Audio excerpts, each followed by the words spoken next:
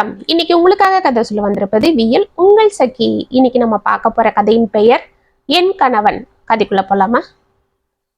நல்லபடியா உன் தங்க கல்யாணத்தை ஜாம் ஜாம்னு நடத்திட்டேப்பா வருண் என்று சதாசிவம் வருணை பெருமிதத்தோடு பார்க்க, எல்லாம் உங்களால தான் சார் என்றான் வருண் பணிவோடு.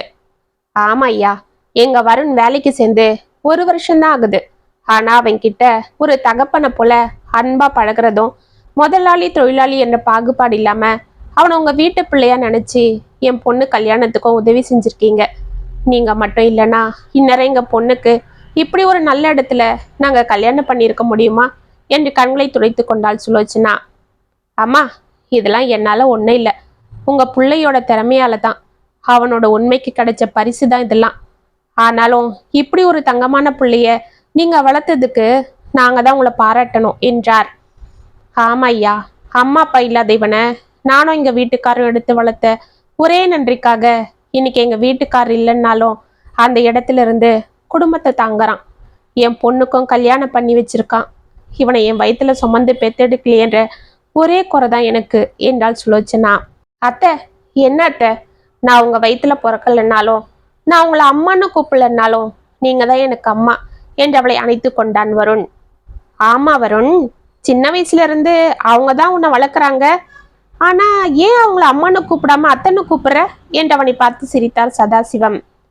அது ஒன்றும் இல்லை சார், முதல்லலாம் இவங்க ஆசிரமத்துக்கு வரும்போது நான் இவங்களை அத்தன்னே கூப்பிட்டு பழகிட்டேன்.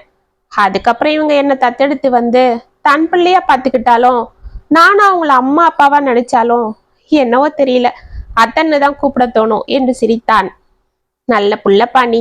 சரி அம்மா, உங்க பொண்ணு கல்யாணம் நல்லபடியா நடந்த இந்த சந்தோஷமான நாள்ல நானும் ஒரு நல்ல விஷயம் சொல்ல வந்திருக்கேன் என்றார் சதாசிவம். வருணும் சுலோச்சனாவும் ஒன்றும் புரியாமல் அவரை பார்த்தார்கள். என்ன அப்படி பாக்குறீங்க?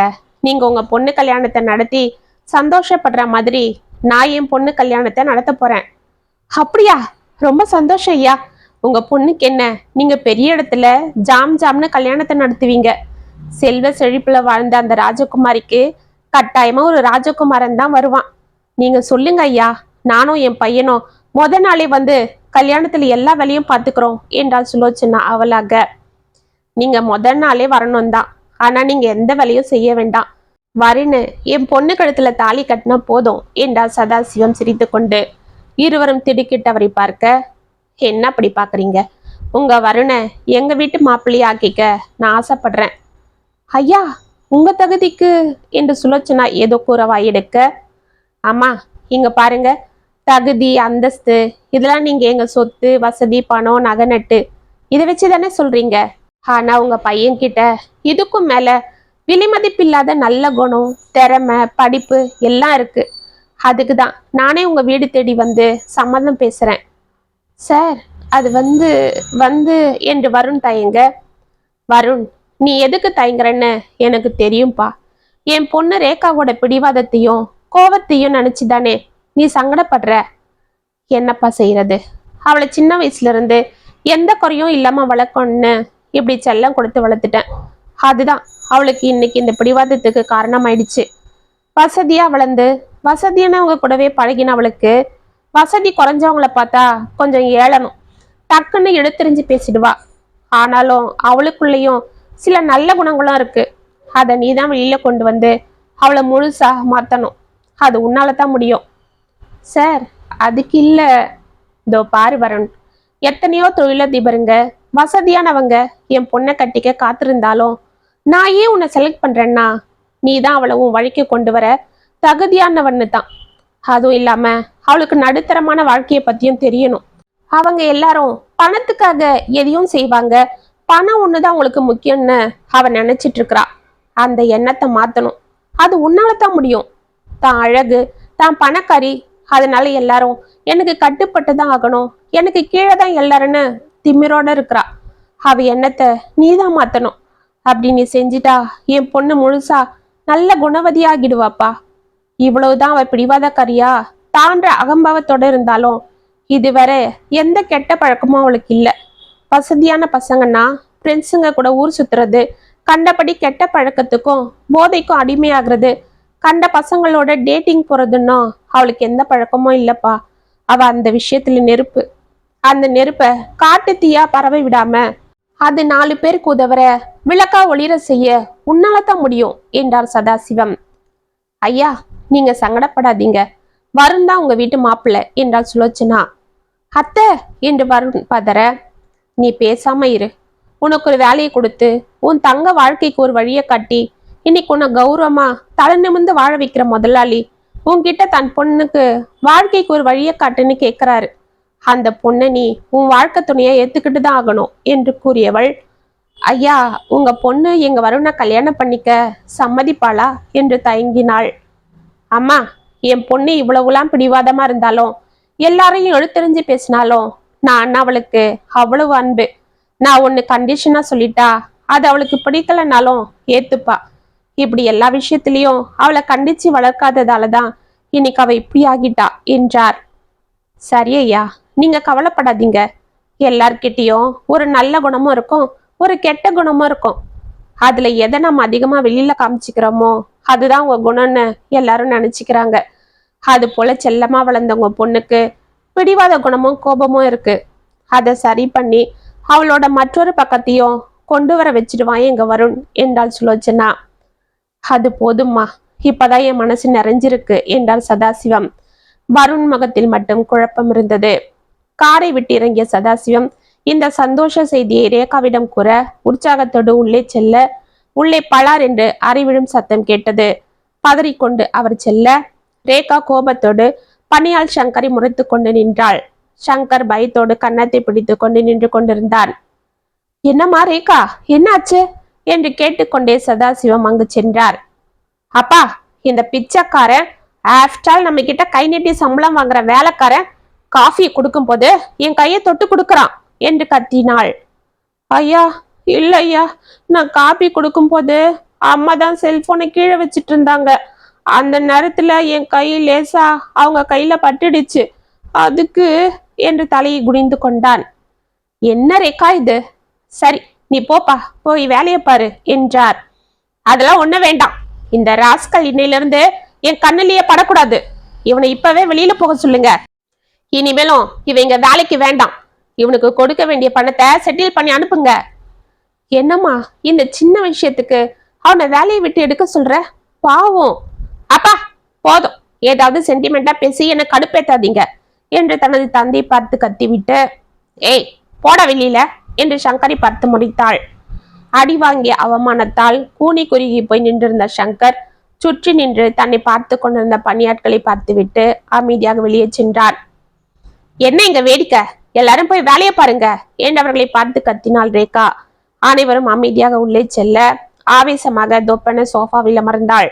அவள் அருகில் சென்று அமர்ந்த சதாசிவம், ஒரு பொண்ணுக்கு இவ்வளவு கோவம் ஆகாதுமா, எதுக்கு நீ இந்த சின்ன விஷயத்துக்கெல்லாம் இவ்வளவு ஆத்திரப்படுற என்றார் சதாசிவம். அப்பா பேசாம இருங்கப்பா, இது சின்ன விஷயம் தானேன்னு பேசாம விட்டா நாளைக்கு அந்த நாய் வேணுனே மேல வந்து மோதுவான். அப்புறம் ஒன்னும் தெரியாத அப்பாவி போல மூஞ்சிய வச்சுப்பான். அதுக்கும் நம்ம பரிதாபம் பார்த்து விட்டா அப்புறம் நீங்க அழகா இருக்கீங்க, நான் உங்களை விரும்புறேன், நீங்க தான் எனக்கு எல்லாம், நீங்க இல்லைன்னா நான் உயிரோடவே இருக்க மாட்டேன்னு டைலாக்லாம் பேசுவான். எந்த உழைப்பும் இல்லாம ஈஸியா பணக்காரனாகத்தான் இந்த மாதிரி கேவலமான வேலையெல்லாம் செய்வானுங்க இந்த நாய்ங்க. அதுக்குதான் இவங்களை ஆரம்பத்திலேயே கிள்ளி வைக்கணும் என்றாள். சரி விடுமா, நான் இன்னைக்கு உங்ககிட்ட ஒரு சந்தோஷமான விஷயம் சொல்ல வந்தேன். ஆனா இங்க நடந்த குழப்பத்துல என் மனசே சங்கடப்பட்டுடுச்சு. அப்பா, இந்த சின்ன விஷயத்துக்கெல்லாம் நீங்க மூட் அவுட் ஆடுறீங்க, அதை நான் பாத்துக்கிறேன், நீங்க ஒரி பண்ணிக்காதீங்க. அது என்ன விஷயம் சொல்லுங்கப்பா என்று சிரித்து கொண்டே தனது தந்தையை பார்த்தாள். அது வந்துமா, நான் உனக்கு ஒரு நல்ல வரனை பார்த்துட்டு வந்திருக்கேன். பையன் உனக்கு தெரிஞ்சவன் தான், நல்ல படிப்பாளி, அழகானவன், பண்புள்ளவன், நல்ல குடும்பம். சரிப்பா, யார் அது? எனக்கு தெரிஞ்சவர்னு சொல்றீங்க என்று சந்தேகமாக அவரை பார்த்தாள். ரேகா, நான் அதை சொல்றதுக்கு முன்னாடி ஒரு விஷயத்த சொல்லிடுறேம்மா. அப்பா நான் உனக்கு எது பண்ணாலும் உன் நல்லதுக்கு தான் பண்ணுவேன்னு உனக்கு நல்லாவே தெரியும் இல்ல? என்று தலையாட்டினாள். அப்ப உனக்கு ஒரு வாழ்க்கை துணையை நான் தேர்ந்தெடுக்கிறேன்னா அது எப்படி இருக்கும்? நான் எத்தனை நாளா யோசிச்சு அந்த முடிவை எடுத்திருப்பேன்னு உனக்கு தெரியும் தானே? அப்பா சும்மா புதிர் போடாம விஷயத்த சொல்லுங்க, யார் அந்த ஆளு? நம்ம ஆபீஸ்ல புதுசா வந்து சேர்ந்தானே வருண். அப்பா, நான் நினைச்சேன் நீங்க இவ்வளவு பலமா பீடிகையை போடும் போதே எனக்கு தெரியும். அப்பா, என்னப்பா நம்ம கிட்ட வேலை பாக்குற, அதுவும் நான் சொல்ற வேலையை செய்யறவன நான் கல்யாணம் பண்ணிக்கணுமா? ஒரு வேலைக்காரையும் கைய லேசா தொட்டதுக்கே நான் அவனை அடிச்சு துரத்துறேன். ஆனா நீங்க நம்ம கிட்ட வேலை பாக்குற ஒரு ஆளு கையால தாலியை கட்டிக்கிட்டு என்ன வாழ்நாள் புறாவும் கூட வாழ சொல்றீங்க. என்னால முடியாது என்று எழுந்து கொண்டாள். தோ பாரு ரேகா, மற்ற விஷயங்களை போல நான் இந்த விஷயத்துல உன் பேச்ச கேட்கறதா இல்ல. நான் முடிவு பண்ணிட்டேன்னா அது ஃபைனல். நீ அந்த பையனை தான் கல்யாணம் பண்ணிக்கிற. அவன் தான் இந்த வீட்டு மாப்பிள்ள. அவனை தவிர உனக்கு வேற எவனும் சரிப்பட மாட்டான். மத்தபடி நீ எதனா இதுல சிக்கல் பண்ண, அப்புறம் உங்க அப்பனை உயிரோடவே பார்க்க முடியாது, பாத்துக்க என்று கோபமாக கூறிவிட்டு உள்ளே சென்றார். அவர் கடைசியாக கூறிய வார்த்தைகள் அவள் மனதை சற்று அசைத்து போட அவள் தலையில் கையை வைத்துக் கொண்டு தொப்பன சோஃபாவில் அமர்ந்தாள். வருண் ரேகா திருமணம் கோலாகலமாக ஏற்பாடாக வருண் ஏதோ குழப்பத்துடனேயே ரேகா கழுத்தில் தாலியை கட்ட ரேகா ஆத்திரத்தோடே அந்த தாலியை ஏற்றுக்கொள்கிறாள் என்பது நன்கு தெரிந்தது. சதாசிவம் நிம்மதி பெருமூச்சு விட சுலோச்சனாவும் அவர்களை மனதார வாழ்த்தினாள். அப்பா, அந்த ஆளை கல்யாணம் பண்ணிக்க சொன்னீங்க, நான் பண்ணிக்கிட்டேன். இப்ப அவங்க வீட்டுக்கு போய் தங்கணும்னு சொன்னா என்ன பார்த்தோம் என்று தனது தந்தையிடம் கத்தி கொண்டிருந்தாள் ரேகா. அம்மாடி, உங்க சாந்தி முகூர்த்தத்தை மாப்பிள்ளை வீட்டுல தான் வச்சுக்கணும்னு அவங்க சொல்றாங்க. அதுதான் உங்க முறையாம். நாமளும் அது போல தானேம்மா நடந்துக்கணும். ஒரு வாரம் தானே, போய் இருந்துட்டு வந்துடுமா. அப்புறம் மாப்பிள்ளையும் இங்கே வந்துட போறாரு. ஆமா, மாப்பிள்ள பெரிய மாப்பிள்ள. அவனை போய் எப்ப பாரு மாப்பிள்ளன்னு. இன்னொரு வாட்டி அப்படி சொல்லாதீங்கப்பா, எனக்கு எரிச்சலா இருக்கு. நேத்து வர நம்ம கிட்ட வேலை பார்த்தவன் இன்னைக்கு இந்த வீட்டு மாப்பிள்ளையா? சே, நினைச்சாலே எனக்கு ஆத்திரமா இருக்கு. இதோ பாருங்க, ஏதோ நீங்க சொல்றதுக்காக ஒரு 2 நாள் தங்கிட்டு வரேன், அவ்வளவுதான். அதுக்கு மேல ஒரு நிமிஷம் அங்க இருக்க மாட்டேன். சரிம்மா, அது அப்புறம் பார்த்துக்கலாம் என்றார் சதாசிவம். இதையெல்லாம் கீழே சோஃபாவில் அமர்ந்திருந்த வருண் அமைதியாக கேட்டுக்கொண்டிருந்தார். அன்று வருண் ரேகாவை தனது வீட்டிற்கு அழைத்து செல்ல மணமக்களை ஆரத்தி எடுத்து வரவேற்றாள் சுலோச்சனா. வலது கால் எடுத்து வச்சு உள்ளவாமா என்று அவள் அழைக்க, ஆமா, இதுல ஒன்னும் குறைச்சல் இல்லை என்று கடகடவென உள்ளே சென்றவள் அந்த சிறிய வீட்டை அருவருப்பாக சுற்றி பார்த்துவிட்டு சோஃபாவில் சென்று தொப்பன அமர்ந்தாள். வந்திருந்த சொந்த பந்தங்கள் அக்கம் பக்கத்தினர் அனைவரும் அவளது அழகையும் வசதியும் பற்றி தங்களுக்குள் பேசிக்கொள்ள அவளுக்கு கர்வம் அதிகமாகியது. வருண், வாப்பா, இப்படி வந்து உக்காரு. 2 பேரும் பாலும் பழமும் சாப்பிடணும் என்றாள் சுலோச்சனா. வருண் வந்து அமைதியாக அவள் அருகில் சற்று தள்ளி அமர, இந்தாப்பா, இந்த பழத்தை பாதி நீ சாப்பிட்டுட்டு மீதிய ரேகாக்கு கொடு என்றாள். சே, என்ன இது, அவரு சாப்பிட்ட எச்சில நான் சாப்பிடணுமா? நான்சென்ஸ், எனக்கு இதெல்லாம் பிடிக்காது என்றாள். அனைவரும் அவளை அதிர்ந்து பார்க்க, அம்மாடி, அவன் புருஷம்மா, அப்படிலாம் சொல்லக்கூடாது என்றாள் சுலோச்சனா. ஆமா, புருஷன் என்று முகத்தை திருப்பி கொண்டாள். அத்தை, பரவாயில்ல அத்தை, இதெல்லாம் எதுக்கு என்று எழுந்து தனது அறைக்கு சென்றான் வருண். ரேகா அவனை பார்த்து கொண்டிருந்தாள். சுலோச்சனா முகத்தில் வேதனை தெரிந்தது. அன்று இரவு முதலிரவு அறையில் ரேகா கோபத்தோடு அமர்ந்திருக்க அங்கே அலங்காரமாக போடப்பட்டிருந்த பூவை எல்லாம் ஆத்திரத்தோடு பீத்து கொண்டிருந்தாள். முதலிரவு சே, நான் ஒரு முதலாளி. அவ என்கிட்ட நேத்து வர கைய நீட்டி சம்பளம் வாங்கினவன் இன்னைக்கு என்ன தொட போறானா? அதை நினைச்சா உடம்பே கூசுது. எல்லாம் இந்த அப்பாவால தான். வரட்டும், வந்து நீ அழகா இருக்கிற, உன்னை எனக்கு பிடிச்சிருக்கு, அது இதுன்னு எதனா சொல்லி வழியட்டும். அப்ப இருக்கு அவனுக்கு. எத்தனை வசதியான வீட்டு பசங்க எனக்கு ப்ரப்போஸ் பண்ணி என் பதிலுக்காக காத்துட்டு இருந்திருக்காங்க.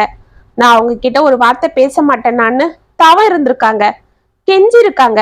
ஆனா இன்னைக்கு இந்த வேலைக்காரன் என்னோட புருஷன்.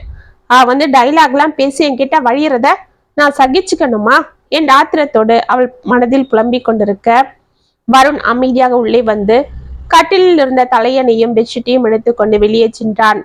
இதை ஆச்சரியமாக பார்த்து கொண்டிருந்த ரேகா, என்ன இவன் என்கிட்ட வந்து டைலாக்லாம் பேசி வழிவான், என் அழக பார்த்து ரசிப்பான், அதுல எதனா உளருவான்னு பார்த்தா அவன் பாட்டுக்கு என்னை திரும்பி கூட பார்க்காம போயிட்டே இருக்கான். இவன் ஆபீஸ்ல தான் மூடி டைப்புன்னு பார்த்தா வீட்லயும் இப்படிதான் இருப்பானா? ஒருவேளை என்னை போல இவனுக்கும் இந்த கல்யாணத்துல விருப்பம் இல்லையா? இவ்வளவு வசதியா அழகான பொண்ணு இவனுக்கு கிடைச்சிருக்கிறேன், ஆனா இவன் அதை எதையும் மதிக்கிறது போலவே தெரியலையே. நானும் அவன் ஆரம்பத்துல இருந்து கவனிக்கிறேன், அவன் என்னை ஏறெடுத்து பாக்குறது போல தெரியலையே என்று அவன் எங்குதான் செல்கிறான் என்று பார்க்க மெதுவாக எழுந்து அவன் பின்னால் சென்றாள். கடகடவன மாடிக்கு சென்ற வருண் பெட்ஷீட்டை எடுத்து கீழே விரித்து தலையணையை அதில் போட்டு விட்டு அமர்ந்தான். அருகிருந்த கிட்டாரை எடுத்து மேலே வெண்ணிலாவை பார்த்து கொண்டே வாசிக்க ஆரம்பித்தான். சற்று நேரம் நின்று அவனை பார்த்து கொண்டிருந்தவள், என்ன இவன் ஒரு வித்தியாசமா இருக்கான், ஒருவேளை இவன் யாரையாவது காதலிக்கிறானா, அப்பாவோட கட்டாயத்தால என் கழுத்துல தாலியை கட்டிட்டானா? ஏன்னா ஆம்பளைகளுக்கு மனசுல வேற ஒரு பொண்ணு இருந்தாதான் பக்கத்துல பேரழகி இருந்தாலும் அவளை சட்டை பண்ண மாட்டாங்க. அப்படி இவனுக்கு என்றவள் நினைக்க அது ஒரு புறம் ஆச்சரியத்தையும் ஒரு புறம் கோபத்தையும் ஏற்படுத்தியது. அப்படி அவன் மனசுல என்னை விட வேற எந்த அழகி இருப்பா, அதையும் நான் கண்டுபிடிக்காம விடமாட்டேன் என்று எண்ணிக்கொண்டு கடகடவனை கீழே சென்றாள். அன்றிலிருந்து ரேகா அந்த வீட்டில் வேண்டா வெறுப்பாக இருந்து கொண்டும் சுலோச்சனாவை இழுத்தறிந்து பேசிக்கொண்டும் இருந்தாலும் வருண் எதையும் கண்டு கொள்ளாமல் தனது வேலைகளை பார்த்து கொண்டு அவளிடம் ஒரு வார்த்தையும் பேசாமல் வேலைக்கு செல்வதும், வீட்டிற்கு வந்து சுலோச்சனா சாப்பாடு பரிமாற அதை சாப்பிட்டு விட்டு தனது ரூமில் லேப்டாப்பை வைத்து கொண்டு வேலைகளை முடிப்பதும், இரவில் மாடிக்கு சென்று கிட்டார் வாசித்து விட்டு படுத்து தூங்குவதும் என இருக்க தன்னை அவன் பொருட்படுத்தாமல் இருப்பது அவளுக்கு ஆத்திரத்தை ஏற்படுத்தி கொண்டிருந்தது. 2 நாட்களில் வந்து விடுவேன் என்று தனது தந்தையிடம் கூறிவிட்டு வந்தவள் இப்பொழுது 1 வாரம் ஆகியும் தனது தாய் வீட்டிற்கு செல்லாமல் இருந்தாள். இதற்கு காரணம் வருணின் கவனத்தை எப்படியாவது தன் பக்கம் திருப்பி அவனை தனக்கு அடிபணிய செய்ய வேண்டும் என்பதே. ஆனால் வருண் அதற்கு பிடி கொடுப்பது போல் தெரியவில்லை. இவர்களுக்கு மத்தியில் மாட்டிக்கொண்டு சுலோச்சனா தவித்துக் கொண்டிருந்தாள். இப்படியே 1 மாதம் கடந்து போக தனது மகளை பார்க்க அன்று ஊருக்கு சென்று விட்டாள் சுலோச்சனா. வீட்டில் ரேகா தனியாக இருக்க, இன்னைக்கு வரட்டும் அந்த ஆளு, அவங்க அத்தையும் ஊருக்கு போயிட்டாங்க, எப்படி இருந்தாலும் என்கிட்ட பேசிதான் ஆகணும், சாப்பாடு பரிமாறவும் அவங்க அத்தை இல்லை, அதுக்காவது என்கிட்ட பேசித்தானே ஆகணும், அப்ப பாத்துக்கிறேன் என்று மனதிற்குள் கருவி கொண்டு காத்திருந்தாள். காலிங் பில் சத்தம் கேட்டது. விரைந்து சென்றவள் கதவை திறக்க வருண் அவளை ஒரு தரம் ஏறெடுத்து பார்த்து விட்டு விரைந்து உள்ளே சென்று விட்டான். திமுரு பிடிச்ச ஆளு, நான் ஒருத்தி நிக்கிறேன், எதனா சட்டை பண்றாரா பாரு என்று அவள் அமைதியாக சென்று சோஃபாவில் அமர்ந்து செல்போன் எடுத்து பார்த்து கொண்டிருந்தாள். உள்ளே சென்று உடைகளை மாற்றி கொண்டு வந்த வருண் கிச்சனுக்கு சென்றான். போட்டோம், அங்க எந்த சாப்பாடும் இல்லை, அவங்க அத்தை செஞ்சு வச்சு போனதெல்லாம் நானே சாப்பிட்டுட்டேன். இப்ப அங்க பார்த்துட்டு வந்து என்கிட்டதான் எதனா செய்யன்னு வந்து நிக்கணும் என்று அவள் வேண்டுமென்றே செல்போனை பார்த்து கொண்டு அமர்ந்திருக்க சற்று நேரத்தில் உள்ளே தாளிக்கும் வாசனை வந்தது. என்ன இந்த ஆளு, என்ன செய்கிறாரு என்று எழுந்து மெதுவாக சென்று உள்ளே எட்டி பார்த்தாள். வருண் உப்புமாவை தாளித்து கொண்டிருந்தான். அடப்பாவி, இவருக்கு சமைக்க கூட வருமா? அதுதான் நம்மளை சட்டை பண்ணாம அவர் பாட்டுக்கு இருக்காரு. சரி, காலையில என்ன பண்றாருன்னு பார்க்கலாம். ஆபீஸுக்கு போற அவசரத்துல சமைச்சுக்கிட்ட உட்காந்துட்டு இருப்பாரு. இவருக்கு ஹோட்டல் சாப்பாடும் செட் ஆகாதுன்னு அவங்க அத்தை சொல்லிட்டு இருந்தாங்களே என்று நினைத்து கொண்டே பெட்ரூம் சென்று படுத்து கொண்டாள். மறுநாள் காலை அவள் எழுந்து கொள்வதற்குள் வருணை எழுந்து சாப்பாடு செய்து தானும் கட்டி கொண்டு அவளுக்கும் வைத்து விட்டு ஆபீஸுக்கு புறப்பட ரேகா எழுந்து வெளியே வந்ததும் அவள் முகத்தை கூட பார்க்காமல் நான் கிளம்புறேன் என்று கூறிவிட்டு சென்று விட்டான். அடப்பாவி, எப்ப எழுந்தாரு மனுஷன் என்று விரைந்து சென்று கிச்சனில் பார்த்தாள். ஒரு கிண்ணத்தில் சாதமும், ஒரு கிண்ணத்தில் மாங்காய் முருங்கைக்காய் சாம்பாரும், ஒரு கிண்ணத்தில் கோஸ் பொரியலும், ஒரு கிண்ணத்தில் வாழைக்காய் வறுவலும் இருந்தது. ஆஹா, பார்க்கும் போதே நாக்குல எச்சில் ஊறுதே, இதை சாப்பிட்டா எப்படி இருக்கும்? ஆனாலும் இந்த திமிரு பிடிச்சவரு நான் எல்லாம் சமைச்சிட்டேன், ஒரு வாய் சாப்பிடுன்னு சொன்னாரா? நான் என்ன அவ்வளவு ரோஷம் கெட்டவளா? ஹோட்டல் ஆர்டர் போட்டு சாப்பிட்டாலும் சாப்பிடுவேனே தவிர இந்த ஆளு சமைச்சதை சாப்பிட மாட்டேன் என்று வெளியே சென்றாள். மதியம் மணி 1 பசி வயிற்றை கிள்ளி கொண்டிருந்தது. என்ன இது, அவர் மேல இருந்த கோவத்துல காலையில டிஃபனை கூட சாப்பிடல, மதியம் சாப்பாடும் சாப்பிடலன்னா எப்படி? பேசாம ஹோட்டல்ல ஆர்டர் போடலாமா? ஆனா ஹோட்டல்ல என்ன நல்லா இருக்கும், ஒரே மசாலா, இங்க உள்ள இருந்து வர கமகமன்னு வாசனையா இருக்கு. பேசாம ரோஷம் பார்க்காம எழுந்து போய் சாப்பிட வேண்டியதுதான் என்று தட்டை எடுத்து சாப்பாடு பரிமாறி கொண்டு சாப்பிட ஆரம்பித்தாள். ஆஹா, சாப்பாடா இது? என் வாழ்நாள்ல இப்படி ஒரு சாப்பாட நான் சாப்பிட்டதே இல்லை. இவர் வேலையில மட்டும் இல்ல, சமையல்லையும் டேலண்ட் தான் போல இருக்கு. ஆனாலும் திமிரு பிடிச்சவரு, என்ன சட்டை கூட பண்ணாம அவர் பாட்டுக்கு போறாரு வராரு. அப்படி இவர் மனசுல யாருதான் இருக்கான்னு இன்னைக்கு கண்டுபிடிச்சே ஆகணும். சனிக்கிழமான எங்கேயோ போயிடுறாரு. ஒருவேளை அந்த பொண்ணை பார்க்க தான் போறாரா? பேசாம அந்த சுலோச்சனா அம்மா கிட்டே கேட்டிருக்கலாம். வீம்பு பிடிச்சிக்கிட்டு அவங்க கிட்ட பேசாம இருந்துட்டேன். அவங்கள தேடி வந்து என்கிட்ட பேசினாலும் அவங்கள மூஞ்சி காட்டிட்டு இருந்தேன். சரி, இந்த வாரம் இவர் எங்க தான் போறாருன்னு பார்த்தே ஆகணும். இன்னைக்கு தானே சனிக்கிழமை, வரட்டும் பார்க்கலாம் என்றால் மனதிற்குள் நினைத்து கொண்டிருக்க, அன்று மாலை வீட்டிற்கு வந்த வருண் ஒரு செக்கை அவளிடம் நீட்டி கையெழுத்து கேட்டான். அதை வாங்கி பார்த்தவள், என்ன இது, 1,00,000க்கு செக் இருக்கு, அப்பா இதனா சொன்னாரா என்றாள். இல்ல சார், இன்னைக்கு ஒரு ஆர்டர் விஷயமா அவசரமா வேலூருக்கு போயிட்டாரு, அதனால உங்ககிட்ட பணம் வாங்கிக்க சொன்னாரு. சரி, இப்ப எதுக்கு அவசரமா 1,00,000? நாளைக்கு 10 ஆதரவற்ற பெண்களுக்கு தையல் மிஷின் வாங்கி கொடுக்கவும் அவங்களுக்கு துணிங்க வாங்கி கொடுக்கவும் ஏற்பாடு பண்ணிருக்கோம். வாட், பொம்பளைங்களுக்கு தையல் மிஷினா? யாரு கேட்டு இதெல்லாம் செய்யறீங்க? அப்பா சொன்னாரா? இல்ல, அந்த பொண்ணுங்க என்கிட்ட உதவி கேட்டாங்க. நான் தான் சார் கிட்ட கேட்டேன். அவரு சரிப்பா, தாராளமா செய்யணும் சொன்னாரு. ஆமா, அவரு சொல்லுவாரு. அவருக்கு என்ன, வர வர எங்க அப்பாக்கு மூளை ஏடா கூடமா தான் வேலை செய்யுது. இதோ பாருங்க, இஷ்டம் இருந்தா கொடுங்க, இல்லைன்னா நான் சார் வந்ததுமே வாங்கிக்கிறேன் என்றான் சற்று கோபமாக. ஆமா, இந்த வெட்டி ரோஷத்துக்கு ஒன்றும் குறைச்சல் இல்லை. ஏன், இந்த பொண்ணுங்க லிஸ்ட்ல உங்க முன்னாள் காதல் யாராவது இருக்காங்களா என்று கேலியாக அவனை பார்த்து சிரித்தாள். டக்கன் அவளை நிமிர்ந்து பார்த்தவன் அவள் கையில் இருந்த செக்கை வாங்கி சுக்கு நூறாக கிழித்து போட்டான். என்ன, என்னை அடிக்க முடியாம அந்த செக்கை கிழிக்கிறீங்களா? உங்களை பத்தி நான் தெரிஞ்சுக்கிட்டேன்ற கோவமா என்றாள். என்னை பத்தி உங்களுக்கு என்ன தெரியும்? ஏன் தெரியாது, நீங்க ஒரு திமிரு பிடிச்சவர்னு எனக்கு நல்லாவே தெரியும். அதை விட உங்க மனசுல யாரோ இருக்காங்கன்னோ எனக்கு தெரியும். அவளை பார்க்க தானே சனிக்கிழமான போறீங்க. இப்ப இந்த சாக்கை வச்சு அவளுக்கு இந்த பணத்தை கொடுக்க போறீங்க, அதுதானே உங்க பிளான்? ரேகா என்று ஆவேசமாக கத்தினான் வருண். ஷட் அப், என் பேரை சொல்ற அளவுக்கு ஆயிட்டீங்களா? ஊருக்கு தான் நீங்க என் புருஷன், ஆனா உங்களை என் கணவரா ஒரு நாள் கூட என் மனசுல ஏத்துக்கல. அந்த அதிகாரத்துல என்ன மரியாதை இல்லாம கூப்பிடாதீங்க. ஆல் ரைட், இதோ பாருங்க மேடம், இது ஒரு ஆதரவற்ற அனாதை பெண்களுக்கு சேரப்போற உதவி. இத கொச்சப்படுத்தாதீங்க. பண திமிர்ல இருக்கிற உங்க கண்ணுக்கு எங்க இதனோட அருமை தெரிய போகுது என்று திரும்பினான். ஆஹா, ஒரு அனாதைக்கு தானே அனாதைங்களை பத்தி தெரியும். எங்கேயோ அனாத ஆசிரமத்துல இருந்து எடுத்துட்டு வந்து பாவம் பார்த்து வளர்த்தாங்க உங்க அத்தை. அதுல நல்லா படிச்சுட்டு எங்க அப்பாவை ஏமாத்தி என்ன கல்யாணம் பண்ணிக்கிட்டு இன்னைக்கு பெரிய ஓனர் ஆயிட்டீங்க. இப்ப தானம் தர்மன்னு உங்க ஆசநாய்க்கு செலவு பண்ண என்கிட்டயே பணத்தை சுரண்டுறீங்க. சா, இதெல்லாம் ஒரு பொழப்பு என்று அவள் கூற, பலார் என்று அவள் கன்னத்தில் அறிந்து விட்டு வெளியே சென்றான் வருண். அதிர்ச்சியோடும் கோபத்தோடும் அவனை முறைத்து பார்த்து கொண்டிருந்தாள் ரேகா.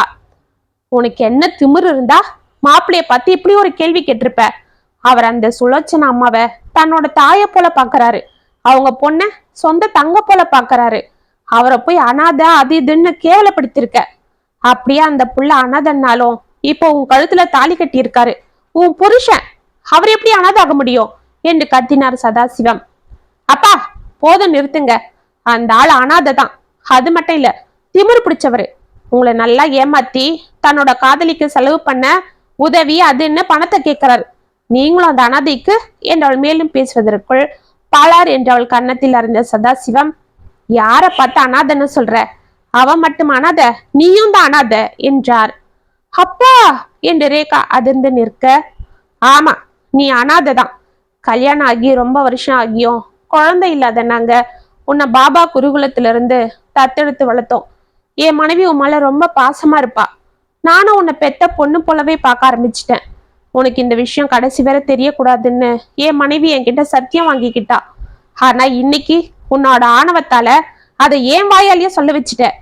நீ நினைக்கிறது போல மாப்பிள்ளை எந்த பொண்ணுக்காகவும் செலவு பண்ண பணம் கேட்கல, என்னை மோசம் பண்ணவும் இல்லை. ஏழை வீட்டுல பொண்ணுங்களை கட்டிக்கிறவங்க கூட இந்த காலத்துல அவங்கள சுரண்டி வரதட்சணை என்ற பேர்ல கொள்ளையடிக்கும் போது இவ்வளவு சொத்துக்கு சொந்தக்காரனான என்கிட்ட 1 ரூபா கூட எதிர்பார்க்காம கல்யாணம் பண்ணிக்கிட்டாரு மாப்பிள்ளை. நான் ஒரு பேர்ல சொத்துங்களை எழுதி வைக்கிறேன்னு சொன்னப்ப கூட இது உங்க சொத்து, உங்க பொண்ணுக்கு தான் அதை சேரணும், கடைசி வர நான் உங்க தொழிலாளியா இருந்து உண்மையா உழைக்கிறதா ஆசைப்படுறேன், அதுக்கு ஏத்த கூலி எனக்கு கிடைச்சா போதுன்னு சொன்னாரு. நீ நினைக்கிறது போல அவரு சொத்துக்காகவோ உன் அழகை பார்த்தோ உன்னை கல்யாணம் பண்ணிக்கல. நீயா திருந்தி என்னைக்கு அவரை உன் கணவனா ஏத்துக்கறியோ அதுவரை நான் காத்திருக்கிற மாமா. அவளை நான் உங்களுக்காக கல்யாணம் பண்ணிக்கிட்டாலும் இனி என் வாழ்க்கையில் அவதான் என் மனைவி, அவளை நான் கைவிட மாட்டேன்னு சொன்னாரு. அவரை போய் இவ்வளவு கேவலமா பேச உனக்கு எப்படி மனசு வந்தது என்றார். இதற்குள் அங்கு ஓடி வந்த சுலோச்சனா, ஐயா வருண் இங்க வந்திருக்கானா? அவனுக்கு போன் போட்டாலும் எடுக்க மாட்டேன்றான் ஐயா. 2 பேரும் சாயங்காலம் சண்டை போட்டுக்கிட்டதா பக்கத்து வீட்டு பரிமளா சொன்னா. என்ன ஆச்சு ரேகா? வருண் எங்க என்று கண்ணீர் வடிய பதறிக்கொண்டு கேட்டாள் சுலோச்சனா. அம்மா கவலைப்படாதீங்க, அவர் எங்கேயும் போயிருக்க மாட்டாரு, நான் ஆள் அனுப்பி பார்க்க சொல்றேன் என்றார் சதாசிவம். இல்லப்பா, எங்க வீட்டுக்காரர் நானே போய் கூட்டிட்டு வரேன், அவர்கிட்ட மன்னிப்பு கேட்டு கூட்டிட்டு வரேன் என்று அழுது கொண்டே ஓடினாள் ரேகா. கார் ஈசிஆர் ரோட்டில் வேகமாக சென்று கொண்டிருக்க ரேகாவின் மனதில் ஏதேதோ எண்ணாலைகள் அடித்து கொண்டிருந்தது. வருணை தான் கேவலமாகவும் துச்சமாகவும் பேசியதற்கு அவன் காலில் விழுந்து மன்னிப்பு கேட்க துடி துடித்து கொண்டிருந்தது. அவள் மன ஓட்டத்திற்கேற்ப அவள் காரை வேகமாக ஓட்டி கொண்டிருக்க பட்டால் என்று காரின் மீது ஏதோ மோதி கார் பட்டென நின்றது. சற்று தடுமாறி போன ரேகா சமாளித்து கொண்டு பார்க்க காரின் முன்னே ஒரு பெரிய மரக்கட்டை விழுந்து கிடக்க அதில் தான் கார் மோதி நின்றிருக்க வேண்டும் என்று ஊகித்து கொண்டு கடகடவனை கீழே இறங்கினாள். என்னம்மா முதலாளி அம்மா, கார் நின்னு போச்சா? கவலைப்படாத, அதை நான் தான் கட்டையை போட்டு நிறுத்தினேன். உனக்கு துணையா யாரும் இல்லைன்னு யோசிக்காத, நாங்க இருக்கோம் என்ற குரலை கேட்டு திடுக்கிட்டு திரும்பினாள். அவள் முகம் வெளிரியது. இவன் இவன் சங்கராச்சே, நம்ம கிட்ட வேலை பார்த்த வேலைக்காரன் தானே, இவன் எப்படி இங்க வந்தான் என்று அவள் யோசித்து கொண்டிருக்க, என்னடி பத்தினி தெய்வம், அன்னைக்கு தெரியாம என் கை உன் கையில பட்டதுக்கு என்னை அடிச்சு அவமானப்படுத்தி வேலையை விட்டு துரத்துன. ஆனா விதிய பத்தியா, இப்படி இந்த வனாந்திரமான இடத்துல வந்து உன்னை என்கிட்ட தனியா மாட்ட வச்சிடுச்சு.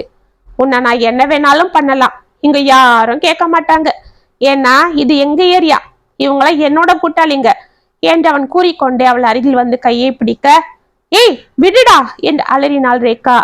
இதை பார்த்து அவனுடன் வந்திருந்த 4 தடியர்களும் சிரிக்க, அப்பொழுது அங்கு வந்த ஒரு சிறிய வேன் சர்ரென்று அவர்கள் அருகில் நின்றது. அதிலிருந்து 4-5 இளைஞர்கள் இறங்கி வந்து சங்கரையும் அவனது நண்பர்களையும் அடித்து விரட்ட அவர்கள் அடிவாங்கி கொண்டு ஓடினர். ரேகா அவர்களுக்கு நன்றிகள் கூற, மேடம் என்ன மேடம், நீங்க போய் எங்களுக்கு நன்றி சொல்லிக்கிட்டு நாங்க உங்களுக்கு உதவி செய்ய கடமைப்பட்டிருக்கோம் என்றான் அதில் ஒரு இளைஞன். என்னப்பா சொல்றீங்க என்று ரேகா அவர்களை அதிர்ந்து பார்க்க, ஆமா மேடம், நீங்க வருண் அண்ணாவோட ஒய்ஃப் தானே, எங்க அண்ணி ரேகாமா தானே என்றான். ஆமா என்றவள் தலையை ஆட்ட, நாங்க அண்ணன் கூட ஆசிரமத்தை வளர்ந்தவங்க, அண்ணன் சின்ன வயசுல எங்க கூட தான் வளர்ந்தாரு, எங்களெல்லாம் அப்ப அவரு தான் பத்திரமா பார்த்துப்பாரு, எங்க குருஜி அவர்கிட்ட தான் எங்களை பொறுப்பா விடுவாரு, அப்ப இருந்து நாங்களும் அண்ணன் கிட்ட பாசமா இருப்போம், எங்களுக்கு படிப்பெல்லாம் கூட அண்ணன் தான் சொல்லி கொடுப்பாரு. அப்பதான் ஒரு நாள் அவர் யாரோ வந்து தத்தெடுத்துட்டு போயிட்டாங்க, நாங்கெல்லாம் அழுதோம்.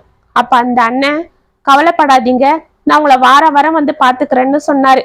அன்னிலிருந்து இதுவரை சனிக்கிழமானா எங்க அண்ணன் எங்க கிட்ட வந்துடுவாரு. அப்படியா? ஆமா அண்ணி, எங்க அண்ணன் எங்களுக்கு எல்லாம் வாங்கி கொடுப்பாரு. நாளைக்கு எங்க குருகுலத்துல ஆண்டு விழா நடக்க போகுது, அதுக்கு எங்க ஆசிரமத்துல வளர்ந்த அக்காங்களுக்கெல்லாம் தையல் மிஷினை வாங்கி கொடுக்கறதா அண்ணன் சொன்னாரு. அது கூட நீங்க தான் கொடுத்தீங்களாமே, ரொம்ப நன்றிக்கா. எங்க அக்காலாம் உங்களை ரொம்ப பாராட்டினாங்க, உங்களை பார்த்து நன்றி சொல்ல காத்துட்டு இருக்காங்க. உங்க கல்யாணத்துக்கு கூட நாங்களாம் வந்திருந்தோமே, ஆனா அப்ப உங்களுக்கு எங்களை தெரியாது. அண்ணா கிட்ட உங்களை எத்தனை வாட்டி கூட்டிட்டு வர சொல்றோம் தெரியுமா, ஆனா அவருதான் அப்புறம் கூட்டிட்டு வரேன்னு சொல்லிட்டே இருக்காரு. சரியா நீ வாங்க, இப்ப கூட அண்ணா அங்கதான் இருக்காரு என்று அவளை தங்களுடன் அழைத்து சென்றனர். அங்கே ஆண்டு விழாவிற்காக ஏற்பாடு செய்து கொண்டிருந்த வருண் ரேகாவை பார்த்ததும் அதிர்ந்து போக ரேகா ஓடி சென்று அவன் காலில் விழுந்து கதறினாள். ஏய் ரேகா, என்னம்மா இது, எழுந்துடு என் அவள் தோள்களை பற்றி தூக்க, என்னங்க என்னை மன்னிச்சிடுங்க, உங்களை பத்தி தெரியாம நான் உங்களை ரொம்ப கேவலப்படுத்திட்டேன். நீங்க அனாத, என்கிட்ட வேலை பார்க்குறவரு என்னை கல்யாணம் பண்ணிக்கிட்டீங்கன்னு பணத்து முறையில் ஆடிட்டேன். எனக்கு ஆணவம் தலைக்கு மேல இருந்தது, அதுல என்ன நீங்க அலட்சியப்படுத்தவும் அந்த வெறி முத்தி போய் தான் நான் அப்படிலாம் உங்களை தப்பா பேசிட்டேன். உங்களை அனாதன்னு சொன்ன நான் தாங்க உண்மையிலேயே அனாத. எங்க அப்பா என்னை இந்த ஆசிரமத்துல இருந்து தான் எடுத்து வளர்த்திருக்காரு என்று அவனை அணைத்து கொண்டு கதறினாள். ரேகா என்னம்மா சொல்ற என்றவன் பதற, ஆமா மாப்பிள்ள என்று கூறிக்கொண்டே அங்கு வந்தார் சதாசிவம். சுலோச்சனாவும் அவருடன் வந்தாள். தம்பி வருணு, உன்னை தேடிக்கிட்டு ரேகா கிளம்பி வந்ததுக்கு அப்புறம்தான் உன்கிட்ட இருந்து போன் வந்தது. அதுக்குள்ள ரேகா கார் எடுத்துக்கிட்டு வந்துட்டா. அவ போனும் கொண்டு வராததால தகவல் சொல்ல முடியல. அதுதான் நாங்க பதறிக்கிட்டு உன்னை பார்த்து எல்லாம் சொல்ல இங்க ஓடி வந்தோம் என்றால் சுலோச்சனா. ஆமா மாப்பிள்ள, எனக்காக என் பொண்ணை மன்னிச்சிடுங்க என்று சதாசிவம் கூற, ஆமாங்க, இந்த அனாதையை நீங்க மன்னிச்சிடுங்க என்று கதறினாள் ரேகா. ரேகா, என்ன இது? நீ அனாதை இல்ல, உனக்கு நான் இருக்கேன் என்று வருண் கூறுவதற்குள், ரேகா, இன்னொரு வாட்டி அப்படி சொல்லாதம்மா, என் எதிர்க்க அப்படி சொல்லாத. உன்னை பெத்தவ எதிர்க்கவே நீ அனாதைன்னு சொல்றத என்னால கேட்க முடியாது என்று கதறினாள் சுலோச்சனா. அனைவரும் அவளை அதிர்ந்து பார்க்க, அம்மா என்னம்மா சொல்றீங்க என்றார் சதாசிவம். ஆமா ஐயா, ரேகா என்னோட பொண்ணுதான். அம்மா என்று ரேகா பதற, ஆமா ரேகா, நீ என்னோட பொண்ணுதான். இது எனக்கு எப்பவோ தெரியும். நான் சின்ன வயசுல ஒரு அயோக்கியனை நம்பி ஏமாந்து போனேன். அதனால அவன் குழந்தை என் வயிற்றுல வந்துடுச்சு. அதை கலைக்கவும் முடியாம என்ன அடிக்கவும் முடியாம எங்க அப்பா தவிச்சிட்டாரு. ஊர்ல இருக்கிற எங்க மாமா வீட்டுக்கு கூட்டிட்டு போய் அங்கேயே வச்சு பார்த்துக்கிட்டாரு. எனக்கு குழந்தையும் பிறந்தது. நான் மயக்கமா இருக்கும் போதே எங்க அப்பா அதை ஆசிரமத்துல கொண்டு வந்து கொடுத்துட்டு இருக்காரு. என்கிட்ட குழந்தை இறந்து போய் தான் பிறந்ததுன்னு சொல்லிட்டாரு. நானும் துடிச்சிட்டேன். அப்புறம் எங்க அப்பா பார்த்தவரையே கல்யாணம் பண்ணிக்கிட்டேன். அப்புறம் கொஞ்ச நாள்ல எங்க அப்பா இறந்து போகும்போது என் குழந்தைய ஆசிரமத்துல விட்டதா சொன்னாரு. நான் அதிர்ந்துட்டேன். அந்த குழந்தைய பார்க்க போனேன். ஆனா அத சதாசிவம் என்ற ஒரு பணக்காரு தத்தெடுத்துக்கிட்டு போயிட்டதா சொன்னாங்க. சரி, என் குழந்தை என்கிட்ட இருந்தா பல சிக்கல் வரும், அது அவ வாழ்க்கைய தான் பாதிக்கும். அதுக்கு பதிலு அவ எங்கேயோ வளர்ந்தாலும் நல்லபடியா நிம்மதியா வசதியோட வளருவான்னு அமைதியா இருந்துட்டேன். எங்க வீட்டுக்காரு என்ன நல்லா பார்த்துக்கிட்டாலும் எங்களுக்கு ரொம்ப வருஷமாகியும் குழந்தை இல்லை. நான் என் குழந்தைக்கு பண்ண பாவம் தான் இப்படி எனக்கு ஆண்டவன் தண்டனை கொடுத்துட்டாருன்னு நினைச்சுக்கிட்டு என் பொண்ணு இருந்த இந்த ஆசிரமத்துக்கு வந்து இங்க இருக்கிற பசங்களுக்கெல்லாம் என்னால முடிஞ்சதை செஞ்சிட்டு இருந்தேன். அப்பதான் வருண் எனக்கு பழக்கமானான். என் மேல பாசமா இருந்தான். எங்க வீட்டுக்காரர்கிட்ட சொல்லி அவனையே தத்தெடுத்துக்கலான்னு கேட்டேன். அவரும் சரின்னு சொன்னாரு. அப்பதான் நாங்க அவனை கூட்டிட்டு போய் எங்க பிள்ளையா வளர்த்தோம். இவன் வந்த நேரம் எங்களுக்கும் குழந்தை பிறந்தது. நாங்க ரொம்ப சந்தோஷப்பட்டோம். ஆனா விதி என் பொண்ணு எங்க போய் வளர்ந்துட்டு இருக்காளோ அங்கேயே இவனை கொண்டு போய் வேலைக்கு சேர்த்துது. அன்னைக்கு நீங்க என்கிட்ட வருணுக்கு உங்க பொண்ணை கட்டி கொடுக்க கேட்டப்ப நான் மனசுக்குள்ள சந்தோஷப்பட்டு சிரிச்சுக்கிட்டேன். என் வயிற்றுல வளர்ந்த என் குழந்தை திரும்ப என்கிட்ட வரப்போறா, அவளை மடியில வச்சு வளர்க்க கொடுத்து வைக்கலனாலும் இனி காலம் புறா அவ கூட இருக்க போறேன்னு நினைச்சேன். ஆனா அவ என்னை வெறுத்தா, என்கிட்ட பேசவே தயங்கனா. அப்பெல்லாம் நான் தாமா உன் அம்மான்னு சொல்லி அழணும் போல இருக்கும். ஆனா என்னோட இயலாமையால நான் அமைதியா இருந்துட்டேன் என்று கண்ணீர் வடித்தாள் சுலோச்சனா. அம்மா என்று ரேகா அவளை கட்டி அணைத்து கொள்ள, இப்பதான் தெரியுது வருண், நீங்க ஏன் அவங்கள அம்மான்னு கூப்பிடாம அத்தனே கூப்பிட்டுருக்கீங்கன்னு என்று சிரித்தார் சதாசிவம். இதை கேட்டு அனைவரும் சிரிக்க, எல்லாம் நல்லபடியா நடந்துச்சு. எங்க ஆசிரமத்துல வளர்ந்த பிள்ளைங்க இன்னைக்கு நல்ல நிலைமையில இருக்கிறத பார்த்தா எங்களுக்கு சந்தோஷமா இருக்கு. எல்லாரும் நாளைக்கு ஒன்னா இருந்து சந்தோஷமா இந்த ஆண்டு விழாவை நடத்தணும் என்று கேட்டுக்கொண்டார் குருஜி. கண்டிப்பா நானும் எங்க வீட்டுக்கார் கூட இருந்து இந்த ஆண்டு விழா மட்டும் இல்ல, இனி வர்ற எல்லா ஆண்டு விழாவும் சிறப்பா செய்யறேன் என்றாள் ரேகா. அப்படி போடு அண்ணா, அண்டி உங்களை போலவே சூப்பர் என்றனர் பிள்ளைகள். வருண் அன்போடு ரேகாவை அணைத்து கொண்டான். இத்துடன் என் கணவன் கதை முற்றும். உங்களுக்காக எழுதின அந்த கதை உங்களுக்கு பிடிச்சிருந்தா கமெண்ட்ஸ்ல சொல்லுங்க, லைக் பண்ணுங்க, ஷேர் பண்ணுங்க, மறக்காம சப்ஸ்கிரைப் பண்ணிக்கோங்க. மீண்டும் நாளைக்கு வேற ஒரு சுவாரஸ்யமான கதையோட உங்களை சந்திக்கிறேன். அது வரைக்கும் இணைப்பிலே இருங்க. எப்படிக்கு வியல் உங்கள் சகி.